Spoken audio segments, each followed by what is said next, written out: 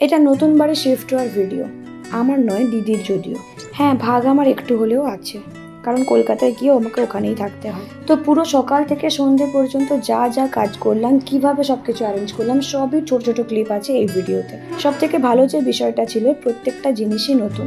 ওর আলনা থেকে, আয়না থেকে, আর এই সেলফগুলো থেকে সবকিছু ফ্লিপকার্টে বেশিরভাগ কেনা। তাই সকাল থেকে রাত অবধি কাজকর্ম তোড়জোড় ছিল প্রচণ্ড। আর টায়ার্ডনেস মুখে কিন্তু একটুও ছিল না। হ্যাঁ, ভেতর থেকে টায়ার্ড হয়ে গেলেও বাট মনের মধ্যে এনজয়মেন্ট একটা ছিল। নতুন করে সবকিছু স্টার্ট করতে কার নাই ভাল লাগে। আর এই ছোট ছোট মানি প্ল্যান্টগুলো বাড়ির পাশে একজনের থেকে নিয়ে এসেছিলাম। আর বাড়িটার মধ্যে একটু লিভিং টাচ দেওয়ার জন্য আমি বটল কিছু মধ্যে এই মানি প্ল্যান্টগুলো পুড়েছিলাম।